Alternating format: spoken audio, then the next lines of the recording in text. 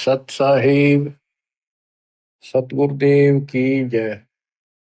बंदी छोड़ कबीर साहिब जी की जय। बंदी छोड़ गरीबदास जी महाराज जी की जय। स्वामी राम देवानंद जी गुरु महाराज जी की जय हो।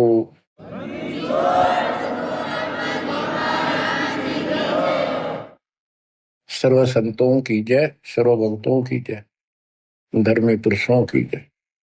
श्री काशी धाम की जय, श्री सुडानी धाम की जय, श्री क्रोथा धाम की जय, श्री बरवाड़ा धाम की जय। सत साहिब परम पिता परमात्मा कबीर जी की असीम रजा से आपको मनुष्य जीवन की सफलता का राज प्राप्त हुआ। रहस्य, यथार्थ, अध्यात्म ज्ञान, सत्य भक्ति। इसके बिना ये मनुष्य जीवन आम सामान्य प्राणी जैसा था, पशु पक्षी के समान है। भक्ति हम मानव शरीर में प्राप्त करके अपना भविष्य सुधार सकते हैं, संवार सकते हैं। अन्य जितने भी शरीर हैं, पशु हैं, पक्षी हैं, कीड़े मकोड़े हैं, ये अपना कर्म भोगते हैं। वो चाहे राष्ट्रपति के घोड़े हों, वहां बढ़िया व्यवस्था है, सेठ के घर कुत्ते भी बन गए और ये वहां उनकी सारी सुविधा है। परंतु ऐसी सुविधा मनुष्य को भी नहीं उपलब्ध होती कईयों को। तो कहने का भाव ये है, मनुष्य जीवन यदि भक्ति नहीं करते मानो स्त्री पुरुष, तो उन पशु पक्षियों में उसमें कोई अंतर नहीं। सुविधा कर्मानुसार पूर्व जन्म के संस्कारों से सबको प्राप्त होती है। दुख और सुख दोनों साथ रहते हैं। अब बात आती है कि भक्ति करनी चाहिए, अवश्य करनी चाहिए। आत्मा मानती है, उसके लिए मानव भटक भी रहे हैं। आत्म ज्ञान बिना नर भटका, कदे मथुरा कदे काशी। यथार्थ ज्ञान ना होने चाहिए प्राणी। मानव शरीर धारण करके कभी मथुरा कभी काशी, किता न किता अपना राह ढूंढ रहा है कि किता भगवान मिल जाए। कबीर साहब कहते हैं, पर्वत पर्वत में फिरा, कारण अपने राम, राम जैसे जन मिले, जिन सारे सब काम। बताओ कि परमात्मा की खोज में पहाड़ों पर गए, तीर्थों पर गए, संत समागम अटेंड करे, दान धर्म किए, जैसा मार्गदर्शन मिला, और भी देवी देवता पीर मनाए, मंदिर मस्जिद पूजे, तो मनुष्य जीवन प्राप्त प्राणी को सबतर लगन लगी होती है, क्योंकि वो पिछला संस्कार चंगा होता है, उसका बहुत अच्छा संस्कार होता है, इसलिए मानव शरीर प्राप्त होता है। अच्छा संस्कार कैसे मिलता है? कोई भक्ति की है, धर्म पुण्य किए होते हैं, तो उस कारण से इस मनुष्य जीवन में भी प्रेरणा बनी रहती है कि अच्छे काम करो, कोई भक्ति करो। लेकिन जिनको हम अच्छे काम समझ कर रहे थे, धर्म कर्म भी करते थे और भक्ति भी करते थे, वो शास्त्र विरुद्ध होने से, वो एक आने की नहीं, एक नए पैसे की नहीं। क्योंकि हमारे जो स्पिरिचुअल हैं, हमारे जो आध्यात्मिक ग्रंथ हैं, ये भगवान के विषय का संविधान है। इसमें जैसा कुछ करने को कहा है और न करने को कहा है, हमें वो ही करना पड़ेगा, तभी सफलता होगी। जो हमारे ग्रंथ बताते हैं, हमने उनके अनुसार चलना होगा। इसके लिए जो से हिंदू समाज है, वो अपनी पवित्र गीता, पवित्र वेदों और पवित्र पुराणों को सत्य मानते हैं। और हमारे हिंदू धर्म के धर्म गुरुओं ने जो ज्ञान बताया, उन्होंने यही कहा है कि गीता वेद पुराणों में ऐसा ही लिखा है, ये भक्ति करो। अब यहाँ हमने सबसे पहले ये देखना होगा कि जो स्पिरिचुअल है, शास्त्र है, हमारे धार्मिक शास्त्र है, वो कौन से किस लेवल के हैं, किस सत्र के हैं। 5 वेद है, वैसे तो वेद एक ही होता है। वेद का अर्थ ज्ञान होता है, बोध का अर्थ भी ज्ञान होता है। भक्ति बोध, भक्ति का ज्ञान। वेद, वेद का अर्थ ज्ञान। सूक्ष्म वेद यानी सवसम वेद, जो भगवान ने सब अपने मुख से बोला होता है, उसको सवसम वेद, सूक्ष्म वेद बोलते हैं। ये कंप्लीट, इसके अंदर कंप्लीट मार्गदर्शन है, ये कंप्लीट है, संपूर्ण है। यह वेद परमात्मा ने, जब हम अपने कर्म छोड़ कर यहाँ पृथ्वी पर इसके साथ आगे, इसके ब्रह्मांडों में, जब तक हमारी पूंजी रही तो हमें सारे ठाठ दिए इसने, आप भी लूटता रहा। और जब हमारी पूंजी लाए थे वह खत्म हो गई, हमें पटक दिया धरती पर, फिर कमाओ और फिर ऊपर आओ। आपको मैं बार बार बताता हूँ, यह कोई बच्चों की कहानी नहीं है, ये सत्य से परिपूर्ण है और आपने इसको सत्य मानना होगा। एक मूर्ख लड़की अपने घर से पैसे निकाल कर 30-40 सोना अपने घर से निकाल के उसकी शादी के लिए घर वाला ने तैयार कर रखा, और एक दुष्ट के साथ भाग दी। जब तक वो पैसा वो लेकर आई थी, वो खर्च नहीं हुआ इतने, तो वह सर पर रखी। फिर उसकी दुरुस्ती करके जा कमा और खा, दारू पीवे, मांस खावे, और वह मजदूरी करने लगी, वो उसकी ग्रैंड कर। तो वो दशा आपकी है, आप मानो से मत मानो, मानना पड़ेगा क्योंकि आप भक्त हो गए। 100 की 100 सच्ची है। अब यहाँ मजदूरी बता रखी है, इतना करो, दान करो, यज्ञ करो, बस नाम जपो तो उठपटांग जपो, जो मोक्ष ना दे। और घने करो तो ओम जपो। फिर हरे कृष्ण राधे स्वामी दूध भेज रखे, सारे नकली नाम बताइए। इसके आधार से स्वर्ग जाओ। स्वर्ग एक होटल है, वहां आपकी पूंजी ऑटोमेटिक ऑनलाइन जमा रहती है। आप जैसा वहां खाते पीते मौज करते, ऑनलाइन पैसे कटते रहते। उस होटल का चार्ज अलग से होता है, और सुविधा जो आपको देते उनका चार्ज साथ होता है। जैसे वहां कोई खाने की चीजें लेते हैं, 10 रुपए की 20 में देते हैं होटल में। क्यों, हमारे आदमी जहाँ पैसे गणे होते हैं, उन्हें क्या लेना देना कितने गिरा को। तो ये दुर्गति आपकी यूं की हो रही है, आप विचार करो इन बातों पर। आप किस चीज पर सेट हुए बैठे हो, 1 मिनट में मृत्यु हो जाती है।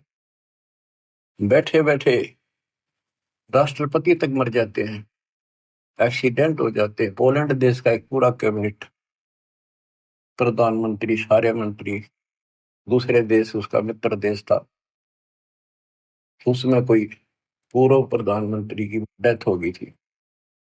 उसकी मुंह कांड जाते, शोक व्यक्त करो। वो विमान न दुर्घटनाग्रस्त हो गया, एक्सीडेंट हो गया, हम सारे मर गए। और ताजे ताजे बने थे, 6 महीने पहले उनकी कैबिनेट बनी थी। और ऐसे गंदे लोग में माचे माचे फिरो तुम, आंख खोलो। इस सत्संग को सुनकर भी आंखें नहीं खुलती, वो पत्थर प्राणी है, उसके भक्ति का अंश नहीं है, वो इंसान भी अच्छा नहीं। तड़प जानी चाहिए, तड़पला जानी चाहिए आत्मा को, पिता का मर गया वो किस पे फंस गया। यहाँ सुख नाम की चीज नहीं, रैम नहीं की धरती पे किसी के प्रति। किसी स्वर से धोता है तो वो राजी बोलेगा, स्वर से धोते मुंह फेर लेगा। हम इतने बिगड़ चुके यहाँ पर, हम देवता थे सतलोक में। अब दोबारा से आपको इतना प्यार किया जा रहा है। पहले तो पशु तो मनुष्य बनाए, बीड़ी शराब मांस तम्बाकू गटबड़ बकवाद करते फिरते थे, वो छुटी। फिर ज्ञान सुना के देवता बुलाए। अब इस भक्ति को ध्यान से सुनो, इस ज्ञान को ध्यान से सुनो। इसी तरह आत्मा का उबारा होगा, आत्मा में ज्ञान प्रवेश होगा, अपने आप ये सेट होती चली जाएगी।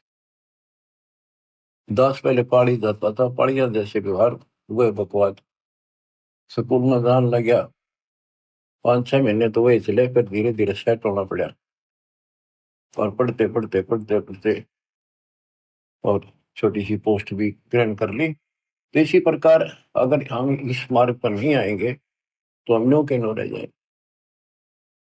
तो कहने का भाव ये है कि ये आपके एक स्कूल की पीरियड है, ये सुनते रहो।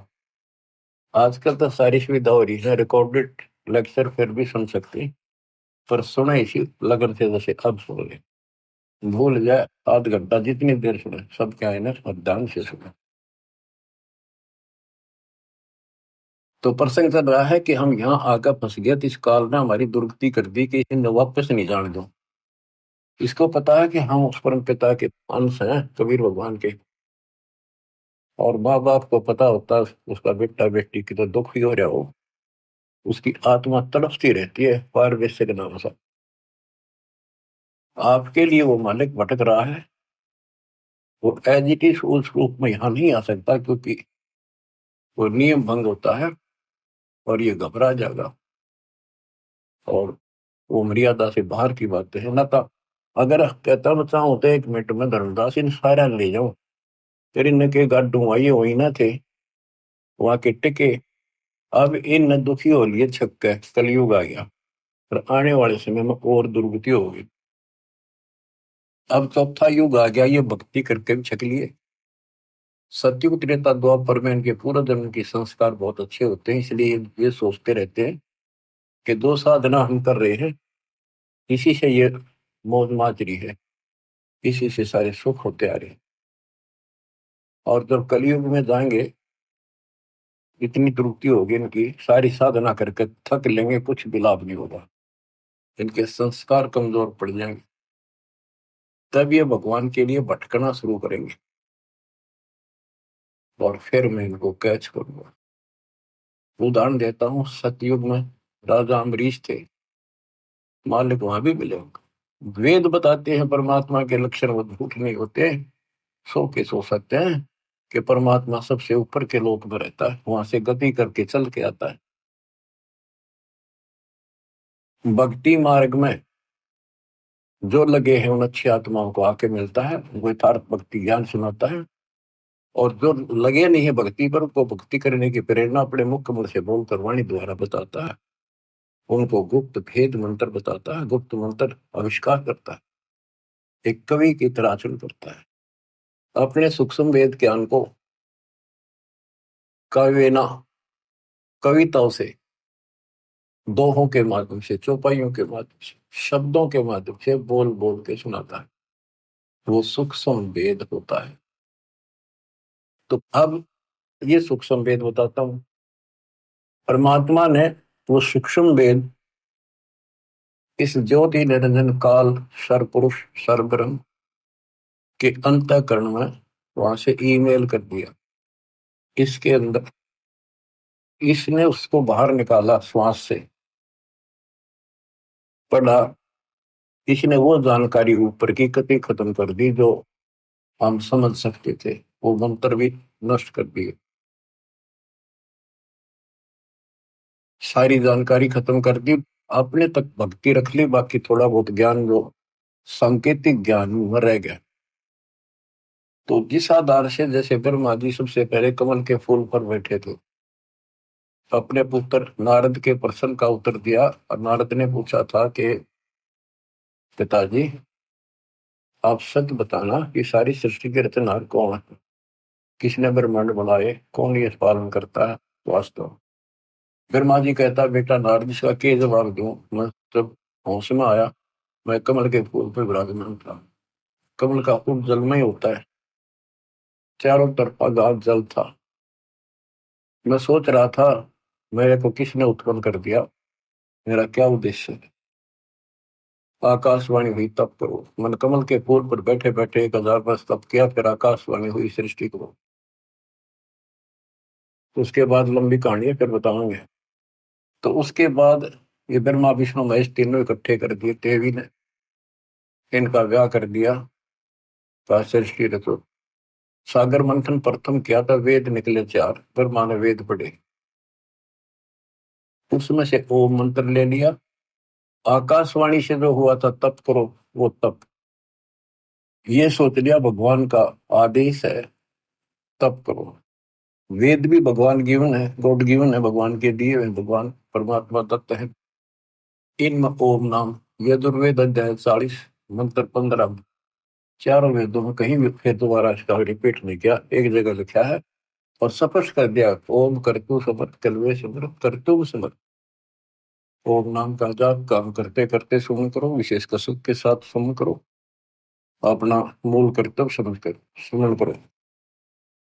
अब दास आपको समझाना चाहता है कि ये हमारे दातव ग्रंथ है, शास्त्र है, ये कौन से किस सत्र के हैं?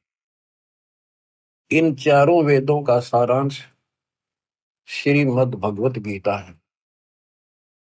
और पुराण क्या है?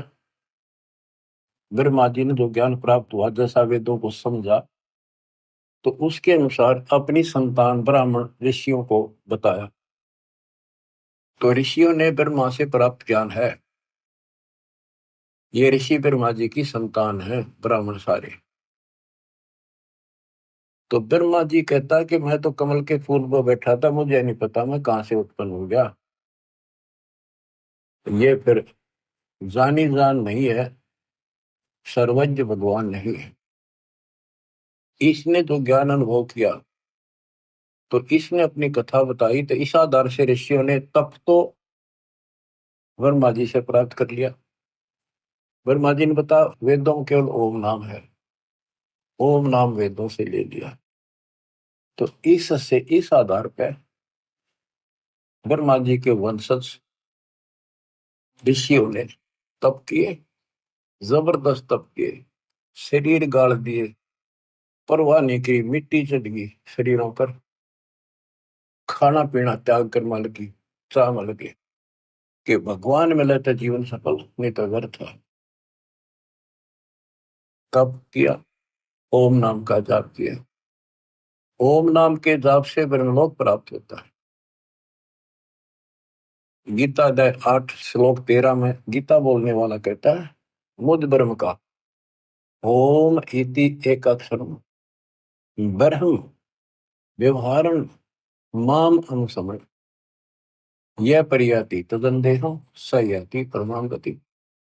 ओम इति एक अक्षर, केवल एक ओम अक्षर है,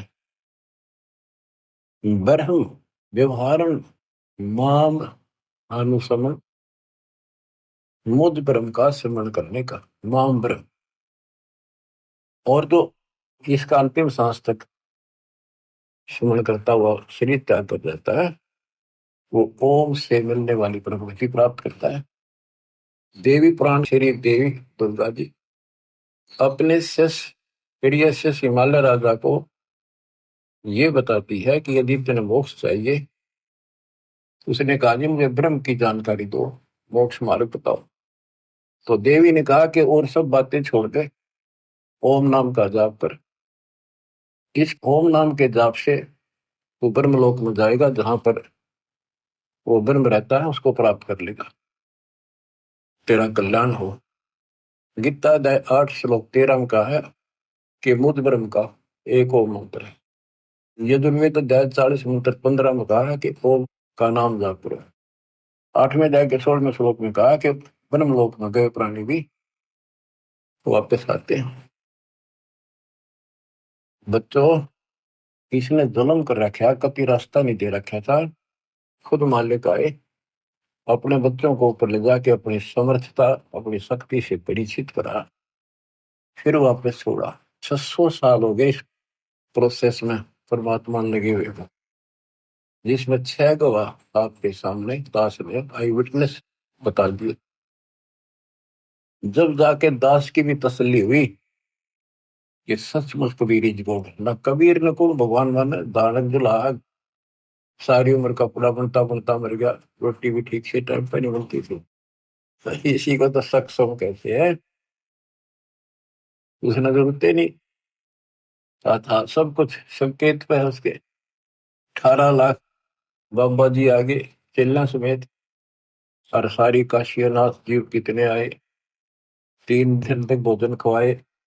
वो एक कुटिया में बैठा था जब भी, घर में कुछ नहीं था।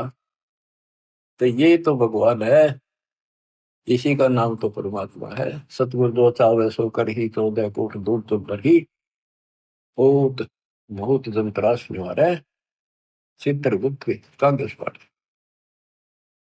अब बच्चों को प्रश्न कर रहा है कि हम जो साधना करते हैं वो शास्त्र अनुसार होनी चाहिए। अब शास्त्र कौन से ठीक है? जो हमें मान्य हो भगवान की भक्ति के लिए। हिंदुओं के लिए वेद और गीता ये एथेंटिक शिवचर है, एथेंटिक धार्मिक ग्रंथ है, ये प्रमाणित है। और पुराण जो है ये ऋषियों का अपना अनुभव है, जैसा इन्होंने साधना की उससे जो उपलब्धि हुई। इन्होंने हठ योग किए, समाधि लगाई, समाधि के अंदर इनको किसी को तो इस काल ने ब्रह्मा के रूप में दर्शन दे दिए, किसी को विष्णु के रूप में, किसी को शिव जी के रूप में। तो ऋषियों ने मान लिया भगवान पा गया, ब्रह्मा के रूप में दर्शन दिया उन्होंने। ब्रह्मा जी के पास जाकर स्तुति करी, आप भगवान हो, सारी सृष्टि के मालिक हो, आप अपने को छुपाए बैठे हो, हमने पहचान लिया। इसी प्रकार विष्णु जी को भ्रम पैदा कर दिया, जिनको काल ने विष्णु रूप में दर्शन दिया। उन्होंने मान लिया कि मैं ही सारी सृष्टि का कर्ता रचनहार हूं, नथिंग एल्स। इसी तरह शिव जी को, इसी बात पर एक दिन ब्रह्मा और विष्णु जी की आपस में लड़ाई होगी। ब्रह्मा जी गए विष्णु जी के पास, विष्णु जी ने सम्मान नहीं किया उनका, आजा भाई, मैं बड़ा भाई है उसका, तो भी निकाह जा, बैठ जा। इनकी देखो बच्चों विचार करो, जिनको भगवान मानते थे इनमें शिष्टाचार की भी कितनी कमी थी। एक बड़ा भाई है विष्णु जी का, और ये बैठा था शेष नाग की सैया पर। लक्ष्मी जी इसके चरण बारी थी, आसपास इसके प्रशंसक खड़े थे विष्णु जी के। ब्रह्मा जी आया तो इसने अपना अपमान मान लिया कि इसने खड़ा होकर मैं हाथ मिलाऊं या सीने से लगाऊं या नो को आओ जी बैठो, इतना भी ठीक है इसने। ये फिर काम करो अच्छे भरे पड़े हैं ना, भगवान मान्या करते। इस बात का दुख ब्रह्मा जी ने मान्या, अब इसने सम्मान भी ना किया। न बोला वो अभिमानी, मैं तेरा बाप हूँ, सारी सृष्टि का रचने वाला हूँ, तो मेरे से पैदा हुआ और मेरा सम्मान नहीं करता, अपने बाप को देखकर भी तू अहंकार करता है, तू मेरा बेटा है और फिर भी सम्मान नहीं करता। उसमें बोला तू मेरा बेटा, मैं तेरा बाप, तो मेरा ना भी कम से हुआ था। तो उसके प्रशंसक खूब हंसे। तो सबने बताया था कमल के फूल हो तुम उत्पन्न हुआ, और विष्णु के नाभि से कमल निकला। इधर मारना विष्णु नापन भी रहा कमल कितना है, कैसे नाभि में उग गया। ये तो सूखे चौधरी थे। तो इस बात पर ब्रह्मा बोला तेरी अकल ठिकाना करता हूँ अभी। विष्णु बोला आजा, चढ़ा ली बात दोनों ने और काट दिया शस्त्र, मरण मरण तैयार हो गए। कमाल की बात है, शिव पुराण में ऐसा लिखा, ऊपर से देवता आकाश तिरंग पर फूल बरसावे, शाबाश, मरो कट के, शाबाश, देखते हैं कौन ताकतवर है। लेकिन इनकी सब बच्चा का कांट तो नाश हो रहा है। देवता व हरणों पे लड़ो, उन्हें बीच मारना चाहिए था। भगवानों आप ऐसे करोगे फिर मारा केरा होगा। भगवान मान के इन्हें दोनों लड़ पड़ी। बता, वो तो इनका बाप जो काल नरेंद्र ने सोची है मरेंगे कट के, तेरे खान पीन का सिस्टम बंद हो जाएगा। इनके बीच में एक सतम खड़ा कर दिया, बोतलों आपास छूने लगा। ये दोनों डर गया, आश्चर्यचकित हुए। जब इसका और छोर ढूंढ चाल पड़े और लड़ाई मिट गई, फिर काल आके खड़ा हो गया शिव जी के रूप में, साथ में दुर्गा को पार्वती रूप बना के लिया। तब उनसे कहता कि बेटा तुमने अपने आप को भगवान मान लिया, ये तुम्हारी बहुत बड़ी गलती है, तुम भगवान नहीं हो, यू आर नॉट गॉड। तब उसने हाथ जोड़ लिया और सुनो, तुम्हारे तप के प्रतिफल में मैंने तुमको एक एक जॉब दी है, एक एक विभाग दिया है, रजगुण उत्पत्ति का ब्रह्मा को, स्थिति का विष्णु को। और इसी प्रकार शंकर को ये संहार तिरुभाव, और रुद्र को संहार। ये रुद्र और शंकर एक का है। देवता महाराज जब इसने तिरुभाव कहते हैं, आम आदमी महाराज जब इसको रुद्र कहते हैं।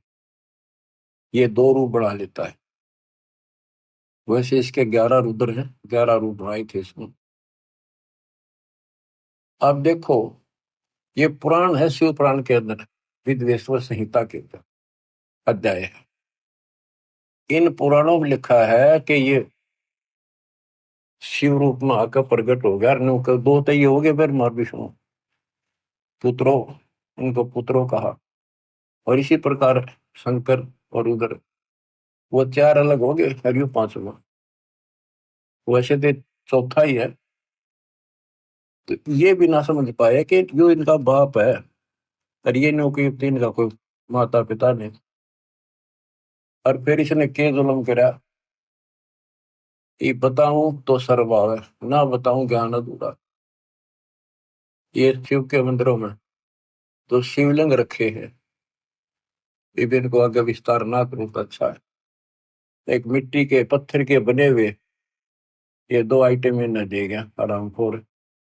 ये डरता नहीं है, माथे गला लिए वह शिवलिंग पूजा।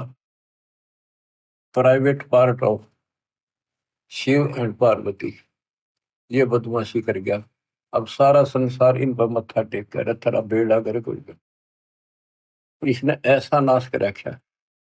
सतगुरु आए दया करी, ऐसे दीन दयाल, बंदी छोड़ बरतास का, जठर में कृपा। इसने नाश करने में कसर नहीं छोड़ रखी दत्तम की, और दाता ने विकास करने में कसर नहीं छोड़ रखी। अज्ञान कितनी देर रुक आता है, अंधेरा लाइट के सामने नहीं रुक सकता। अब ये रोशनी उदय होगी है, सूर्य उदय हो गया इस तत्व ज्ञान का। अब सब अंधेरा मिटेगा। बच्चों, इस प्रकरण से संसिद्ध हो जाता है कि सबको कति मूढ़ बना रखा है। इसमें काल और दुर्गा और ब्रह्मा विष्णु है, इसको तो ज्ञान नहीं बेचारों को। इनको जैसे ये डरा धमका कर ला देते उसी तरह बन जाते। उसके बाद यह शिवलिंग पूजा शुरू होगी और तेरा गजब हो गया। अब आते इस बात पर कि हम भक्ति करें तो शास्त्र अनुसार करें। यदि पुराणों अनुसार करेंगे तो ये जड़े ढोएंगे जो इन बता रखे भगवादिया ने। गीता और वेद गॉड गिवन है, कबीर गॉड गिवन।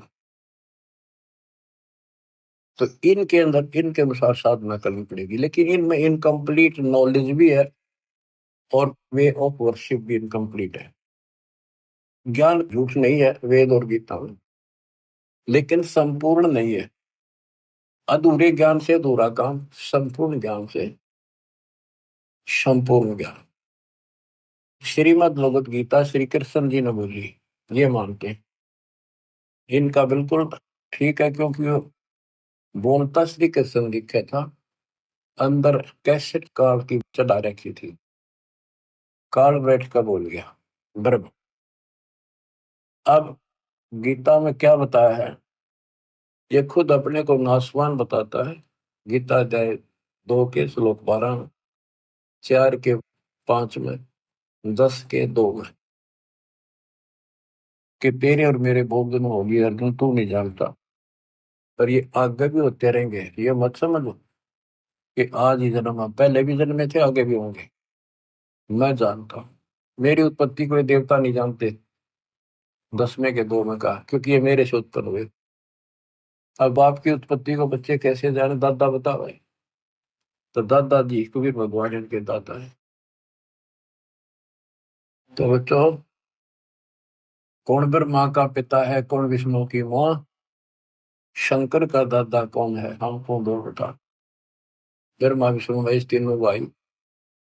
इनका पिता ज्योतिर्नंदन, माँ दुर्गा, और दादा सतपुरुष कबीर भगवान। गीता गए 16 श्लोक 23 में कहा है कि जो शास्त्र विधि को त्याग के मनमाना आचरण करते हैं, उनको ना सुख प्राप्त हो, ना कोई सिद्धि प्राप्त हो, ना उनकी गति यानी मोक्ष हो। फिर भक्ति करते इसी के लिए। गीता 10, 16 श्लोक 24 में स्पष्ट कर दिया कि इससे कर्तव्य और अकर्तव्य में जो करने योग्य कर्म है, न करने योग्य कर्म है, उनके लिए अर्जुन ये शास्त्र ही प्रमाण। शास्त्र आपको सिद्ध कर दिया, गीता और विष्णु इनके सतर के। हम बच्चों, हमारे लिए जो शास्त्र है, हमारा सूक्ष्म वेद है, जो कबीर गॉड गिवन है। हमारे को इसकी कति जरूरत नहीं थी, ना गीता की, ना वेदों की, ना पुराणों की। और 17 फरवरी 1988 को दास का भाग्योदय हुआ। पूज्य गुरुदेव से दास की किस्मत जागी, दीक्षा प्राप्त हुई, भीख मिली।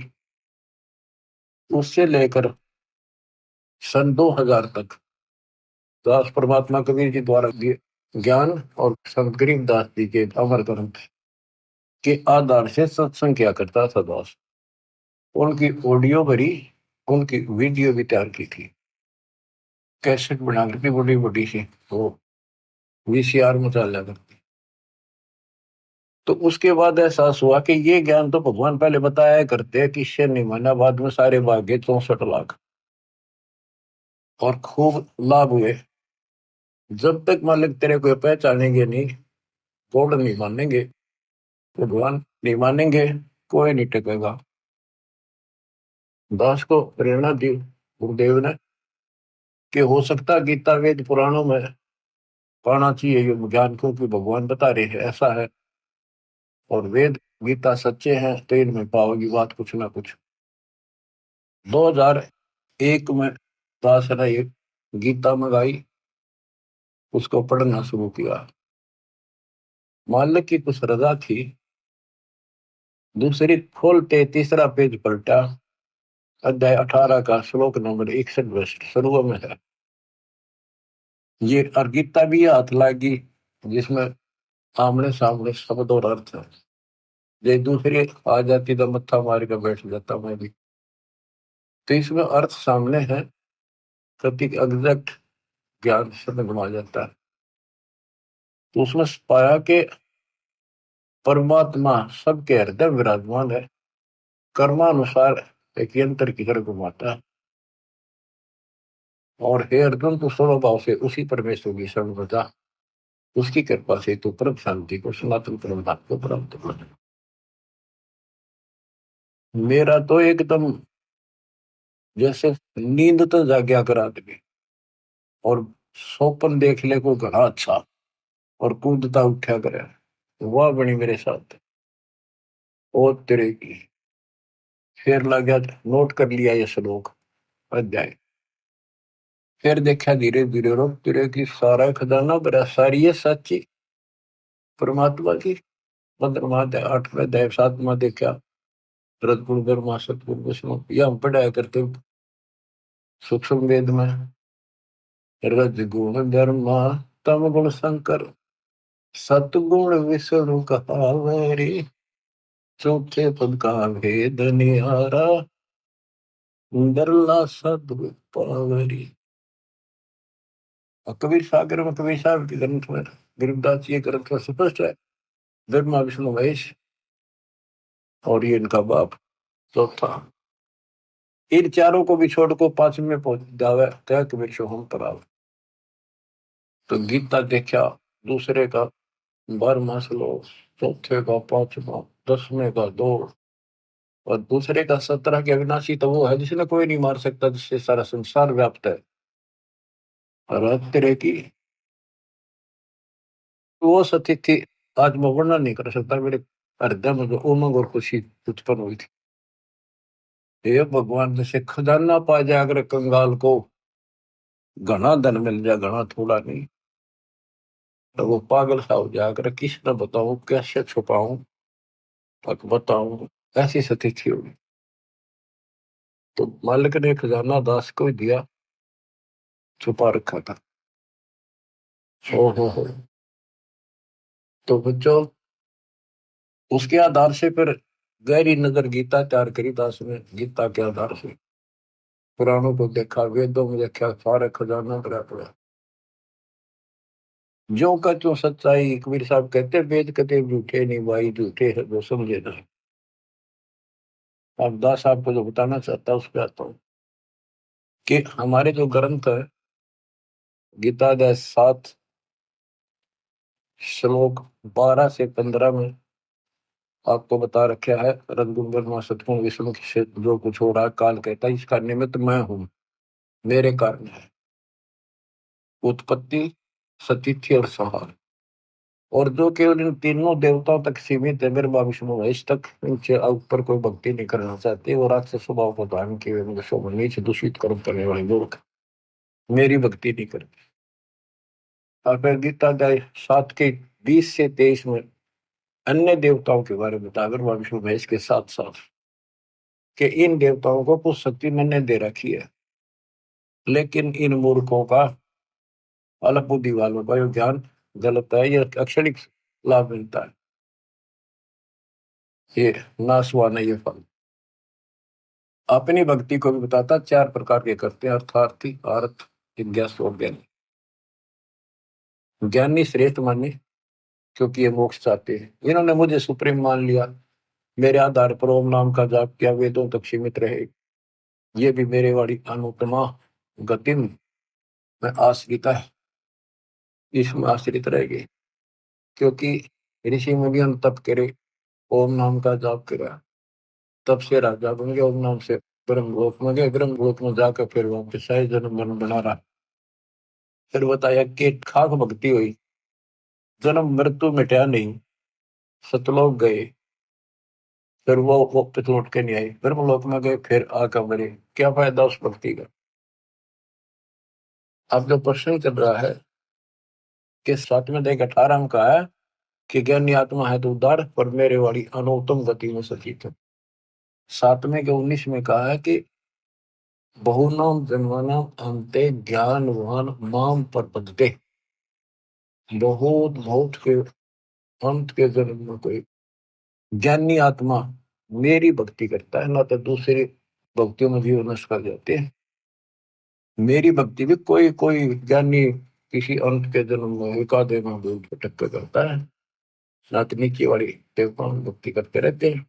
वासुदेव सर्वमिति स महात्मा स्वरूप होता है, ये बताने वाला कि वो वासुदेव सारी सृष्टि का रचने वाला, सबके ऊपर जिसकी सत्ता, जिसकी साहिबी, जिसकी सत्ता, जिसकी हुकूमत सबके ऊपर है, वही पालन करता है, वही उत्पत्ति करता है, वही कर्मों की मार से बचा सकता है, पाप कर्म नष्ट करता है, वो आयु बढ़ा देता है, उसकी भक्ति से मोक्ष प्राप्त होता है, ये बताने वाला महात्मा शोध लगा है।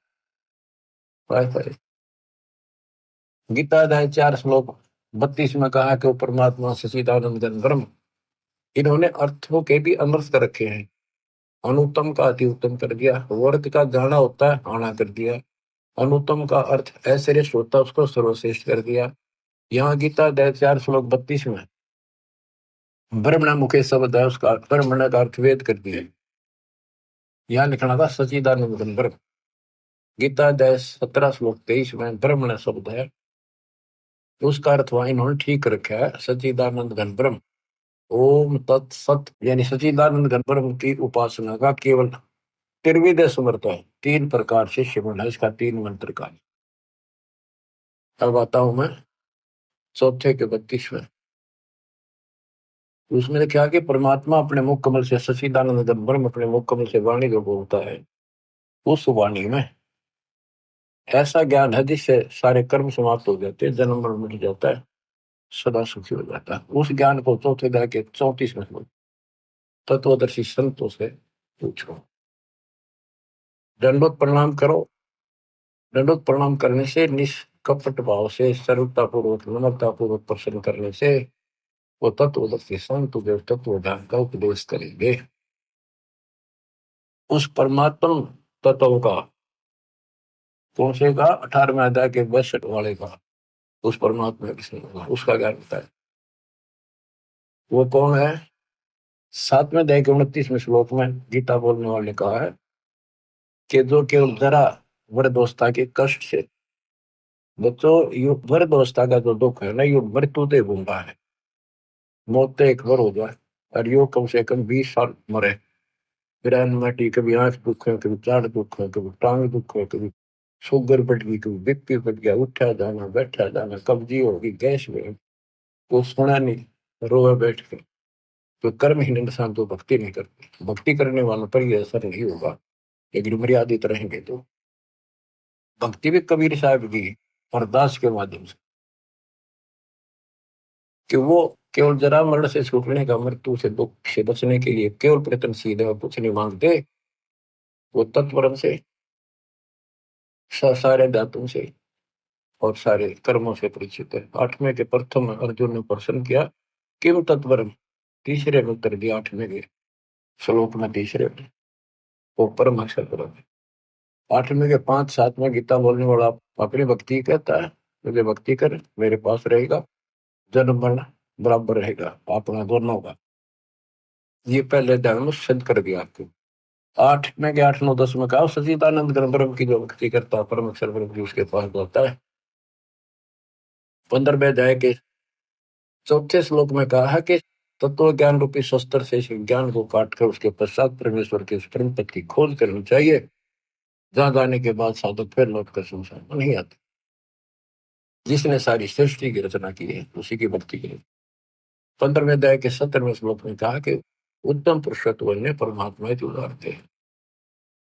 उत्तम पुरुष, पुरुषोत्तम श्रेष्ठ परमात्मा तो कोई और है? जो परमात्मा कहा जाता है, परमात्मा, और जो तीनों लोकों में प्रवेश करके सबका धारण पोषण करता है, वो अविनाशी परमेश्वर है। अब गीता यही समाप्त हो जाती है जब ये कहता है कि उस तत्व ज्ञान को किसी तत्वदर्शी शब्द से जाकर पूछो।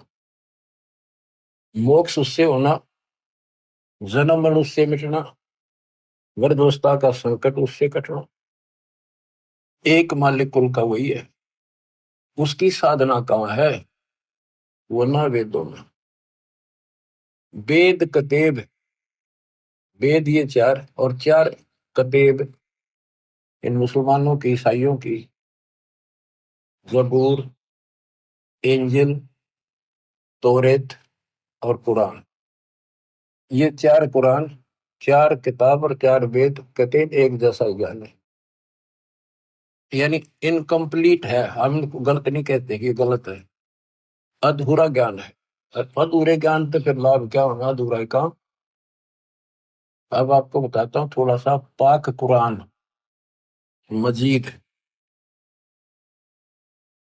देखो इसमें क्या बताया है। एक चैप्टर है, उसका नाम है अश-सूरा, और संख्या नंबर है 42, यानी सूरत अश-सूरा 42, आयत नंबर, श्लोक नंबर 1-2। आयत नंबर 1 पर प्रथम में लिखा है आ मीम। आ माने है, मीम माने मैं, है और मैं, ये 2 अक्षर अलग अलग, जैसे क, ख, ए, ऐसे है और मैं। फिर दूसरी आयत में लिखा है एन सीन काफ। जैसे हम पंजाबी सीखा करते थे, चौथी कक्षा शुरू हो जाती थी पहले पंजाबी, पंजाब ज्वाइंट था, हरियाणा और पंजाब एक थे। तो पंजाबी की हम जब वर्णमाला सीखा करते थे तो कहते थे कक्खा गग्गा दद्दा गग्गा, ईड़ा ऊड़ा सस्सा मम्मा, यानी कक्खा क, गग्गा ग, तथा तय, गद्दा द। तो कक्खा गग्गा, क ख ग, ऐसे सीखना पड़ता था। तो एन का अर्थ है ए, सीन का अर्थ है से, का अर्थ है क। ये वर्णमाला है अरबी की। एन ए, सीन से, का क, ए से क। इसके अनुवादकर्ता ने, पाक कुरान के अनुवादकर्ताओं ने ये लिखकर छोड़ दिया है कि इन 2 आयतों का अर्थ तो अल्लाह ही जान सकता है और कोई नहीं। ये क्या है, गीता अध्याय 17 श्लोक 23 में ओम तत्सत, ये 3 मंत्र हैं। इनमें तीनों मंत्रा का पहला अक्षर है ए से क। जिनको तीनों मंत्र प्राप्त है वो बच्चे आसानी से समझ देंगे। ये वो मंत्रों का केवल पहला पहला अक्षर लिख रखा है, इसको नथिंग। तो ऐसा कहते के हासिल होना था, ओम तत्सत से क्या हासिल होना था, अब इसकी एब्रीविएशन निकली सारी। अब इसको सारे से विस्तार से करा, अब पता चला ये सूक्ष्म वेद में पहले ही था। बच्चों आंख खोलो, दास कौन है? कबीर साहब कहा करते हैं कि वही मैं सारी सृष्टि का मालिक हूं, मैं खुदा हूं, लेकिन कौन जाने से बात नहीं। दास कहता विश्व में एक नंबर का तत्वदर्शी संत दास है, नथिंग एल्स। इतना कह रहा हूं मैं। अब पाक कुरान सूरत फुरकानी 25 में आयत 52 से लेकर 59 तक 52 से 59 में स्पष्ट किया है कि हे हजरत मोहम्मद, हे मोहम्मद, हे नबी, हे रसूल। कौन बोल रहा है? कुरान का ज्ञान देने वाला अल्लाह। कि ये काफिर लोग जो है कबीर अल्लाह को नहीं पूजते, इसके अतिरिक्त औरों को भी शरीक करते, दूसरे देवताओं को। तो इनके साथ संघर्ष करना कबीर के लिए, और इनकी बातों में नहीं आना। तेरी बात ना मानना, लड़ाई नहीं करनी, ते इनकी ना मानना, मेरी बातों में विश्वास कर। ये वही है जिसने 6 दिन में सृष्टि रची, 7 दिन तक पैदा बैठा। सृष्टि में सारी आगे उत्पत्ति, माता पिता भाई बहन सब, सारी नदी नाले तारे पृथ्वी स्वर्ग पाताल सब बनाया उसी ने। और वही पाप कर्मों को नष्ट करने वाला है, गुनाहों को अच्छी तरह जानता है। उसकी खबर किसी बाखबर से पूछो। तो यहाँ पाक कुरान भी यहाँ पर समाप्त हो जाती है। इसमें वो ज्ञान है ही नहीं उस अल्लाह का जिसने सृष्टि रची। तो ये गलत नहीं कह सकते किसी ग्रंथ को, लेकिन ये इनकम्प्लीट है। इनकम्प्लीट से मोक्ष नहीं हो सकता। मोक्ष तो संपूर्ण अध्यात्म ज्ञान से होगा, और वो तत्वदर्शी संत बताता है। इसमें स्पष्ट कर दिया दोनों पवित्र धर्मों की पवित्र शास्त्रों ने कि पूर्ण परमात्मा की जानकारी तत्वदर्शी संत बताते हैं। जैसे पाक कुरान सूरत अस-सूरा 42 में प्रथम आयत में हा मीम, हा का अर्थ है, मीम का अर्थ है मैं। जैसे हा, मम्मा, कखा पंजाबी की वर्णमाला में, ये अरबी वर्णमाला है। और मैं, इसका अर्थ है हक मंत्र। हक मंत्र जिसके पहले अक्षर ये है एन सीन का। तो ये बच्चों, ये तो एक संकेतिक है। वेद कहते हैं जो तत्वदर्शी संत होता है वो सदग्रंथों के सांकेतिक शब्दों को विस्तार से खोल कर बताता है, उसका यथार्थ ज्ञान देता है। गीता अध्याय 7 श्लोक 19 फिर दोहराता हूँ। बहुनाम जन्मानाम अन्ते ज्ञानवान माम प्रपद्ये। बहुत बहुत के जन्मों के किसी अंत के जन्म में कोई ज्ञानी आत्मा मेरी भक्ति करता है कर्म की, अन्यथा वैसे ही डलेड होकर चले जाते हैं। जैसे मार्कंडे ऋषि था, ओम नाम का जाप करा था, साथ में तप करा था। ये खिचड़ी ज्ञान है इनके, सारे जड़े लोग हैं। चाहे कितने बड़े ऋषि लग गया करते तुमने, आज वो बालक दिखाई देंगे इस बालक की दृष्टि से, तत्व ज्ञान की दृष्टि से देखोगे। उसने ब्रह्मलोक की साधना करने का ठान रखी थी, वही टारगेट था। इंद्र आया, इंद्र की उर्वशी भेजी, सब फेल होकर चली गई। तब इंद्र को कहता है इंद्र आ जा, तो तेरे को सही मार्ग बता दूंगा। ब्रह्मलोक की भक्ति कर ले, ब्रह्मलोक में जागा, ब्रह्म की साधना कर। ये तो सब का ये ज्ञान भर रखा है। इंद्र स्वर्ग का राजा बोला जी फिर देखेंगे, ये तब ना मौज करते। ऐसे ही आप किसी आज कोई पोस्ट पर बैठे अच्छी पर उसमें समझाने की चेष्टा करो, कोई तो बाद की बातें फिर देखेंगे। कोई चौधरपुरी है, इब्राहिम सुल्तान तुमको देखो, क्या क्या सुख थे, भगवान ने नरक से काट के बाहर गिरा अपने बच्चे को। ये रोड मार रहा था, काल मूर्ख बना रहे। तो कहते हैं बहुत बहुत अंत के जन्म में कोई मेरी साधना करता है, मार्कंडेय ऋषि ब्रह्मलोक में जाकर फिर वापस आओगे, तब से राजा बनेगा, फिर गदा बन के धक्के खाओगे। ये खाक साधना थी। ऋषि मुनि सब करें तपस्या, हे भगवान हमें मोक्ष दिए, तप करवा के राज दे दिया, 184 में ठोक दिए। आपको बताया शिवलिंग की पूजा किसने शुरू करी, किसने करवाई? पापात्मा ने। इसको परमात्मा कहते थे। बच्चों आँख खोलो, उस बाल की कृपा कैसी बरस रही आपके ऊपर। और इतना ज्ञान समझ गए बच्चों, नहीं मानोगे तब तो पत्थर हो कर। काम न मना नहीं किया किसी संत ने, लेकिन भगवान बोलना गलत है। खूब डटकर मेहनत मजदूरी करो, किसानी करो, दुकान पर जाओ, जो भी जॉब है काम करो, नौकरी करो, नेक नीति और डट कर सेवा करो, गफलत ना करो वहां पर, ताकि सबको अच्छा लगे कि भगवान से डरने वाला है, किसी भी काम में कोताही नहीं करता, कोई आलस नहीं करता, ठगी नहीं करता। और मालिक ने याद रखो, अब जैसे आपको बताया कि पंजाब का एक राम राय नाम का सरदार जी थे, वो लोग परमात्मा के चाहने वाले, संतों का सम्मान करने वाले शुरू से ही हैं, क्योंकि उनके गुरुओं ने एक ऐसी धारणा में भर रखी है।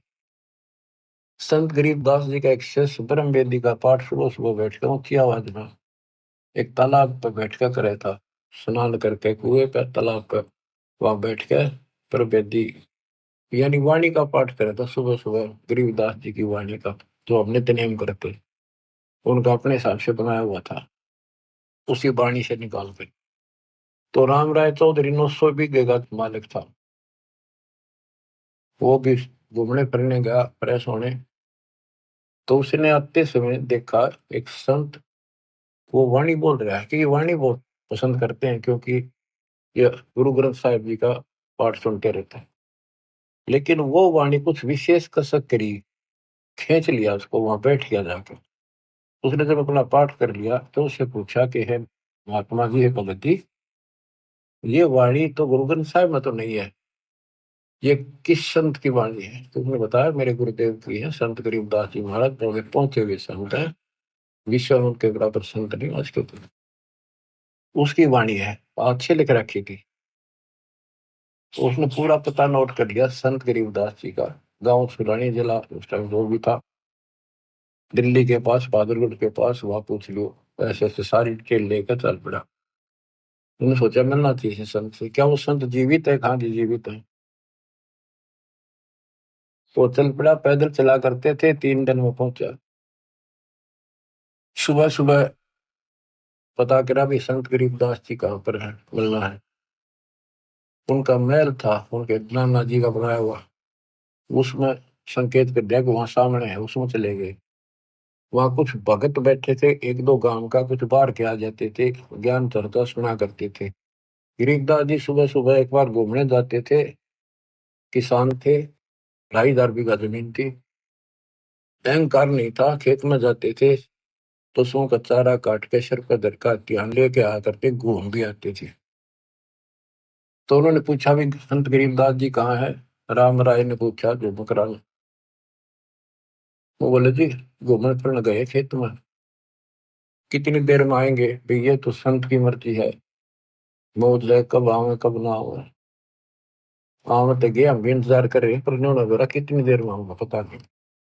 उसने सोचा इतनी दूर आ लिया, संत के दर्शन करके चैन लूंगा। वो चल पड़ा। उन्होंने बताया कि आगे जाइए, आगे अरहट है, उस रेट के पास एक जंडी का बहरा पेड़ है बड़ा, वहां पाओगे आपने। वहां कुएं पर स्नान भी करते हैं। तो वो जा रहा था गरीबदास जी, धोती कुर्ता हरियाणा की जो वेशभूषा होती थी, सिंपल मैन, सामान्य होता था यहाँ का वेशभूषा, इस तरह रहते थे वो, भाई आडम्बर संत नहीं करते। तो उस राम राय ने उस किसान से पूछ लिया, उसने किसान समझा, सिर पर पशुओं का चारा और रोटा धर रखा ज्वार का।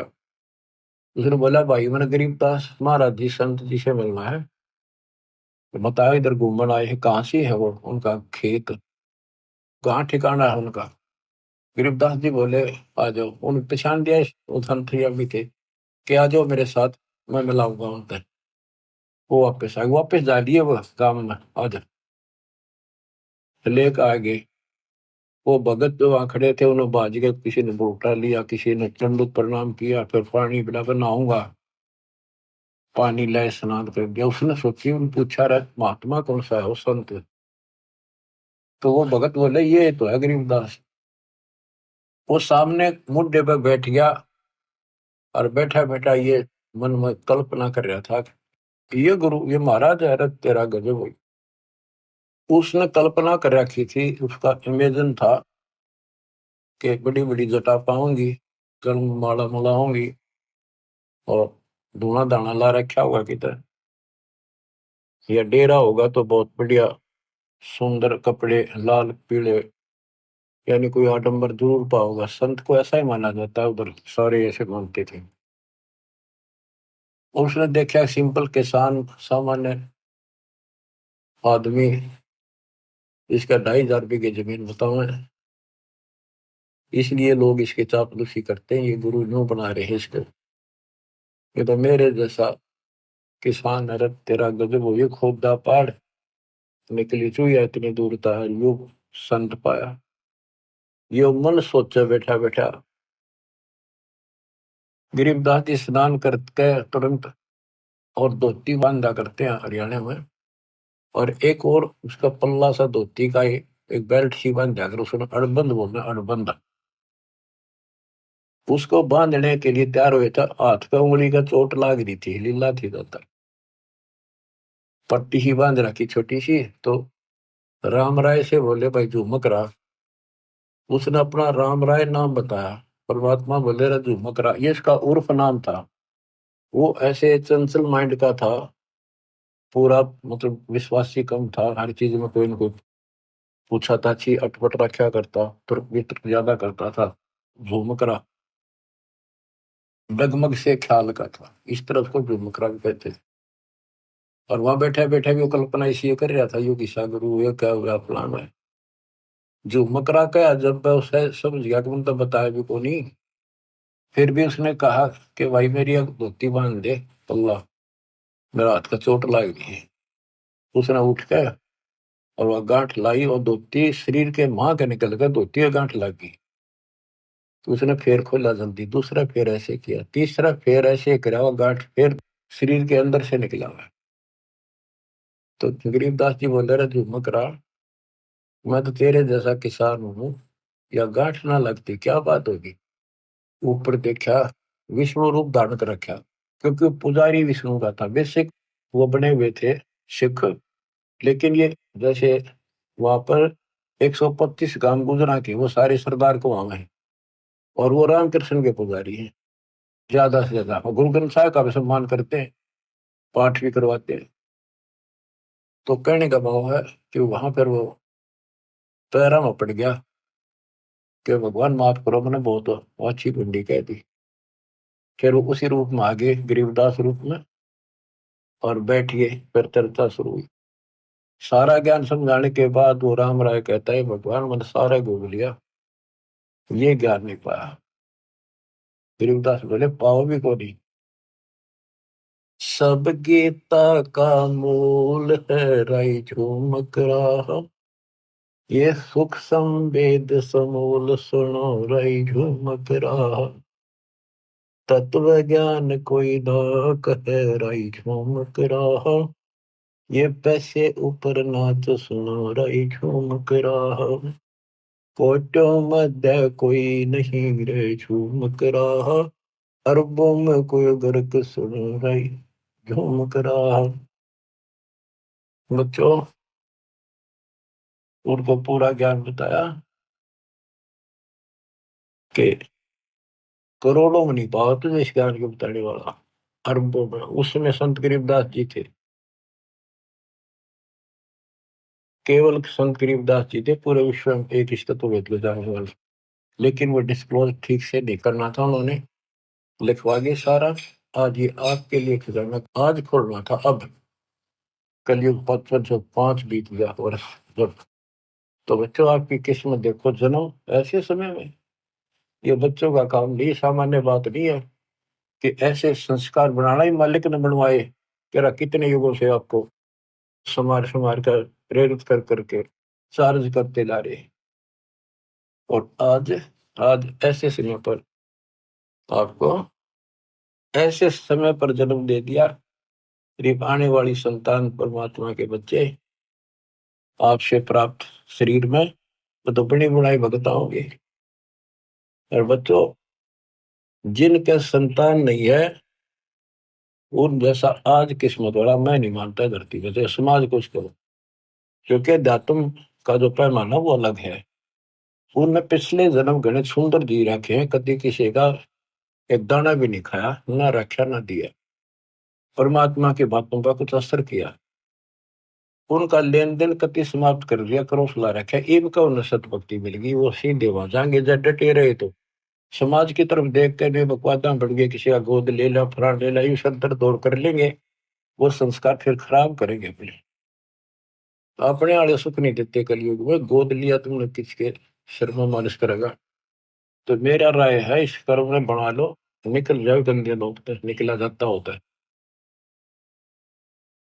मैं तो दे दी है बालम बरे नु, मैं तो दे दिए बालम बरे, संसारी दी गल्ला चिन्ह न बूझ शब्द जो गहरे, मुर्दों से ती प्रीत लगावे न जाने सतगुरु मेरे, ऊंची थलियां खेती बोवे भूल रहे नजर डरे, श्वेत छतर शिर मुकुट विराजे देखत नास चेहरे, ये संसार समझदा नाही कहंदा शाम दोपहरे, ये संसार समझदा नाही कहंदा शाम दोपहरे, गरीब दास ये वक्त जाते है रोगे इस पहरे, गरीब दास ये वक्त जाते है रोगे इस पहरे। बच्चों सुधर जाओ, संभल जाओ, इतना गजब का अवसर आपको मिला है जीवन का। आप सामान्य आत्मा नहीं हो, साधना से ती मस्करी 14 साल मल अखाड़ा जीतेंगे युग युग के बाद। आप वो युग युग के मान हो, वो पहलवान हो इस भक्ति के खड़े, इस फाइनल गेम में आ रहे हो, सावधानी बरतना। मालिक आपको सदबुद्धि दे, हिम्मत दे, बुराइयों से बचावे, मोक्ष दे। सत साहिब।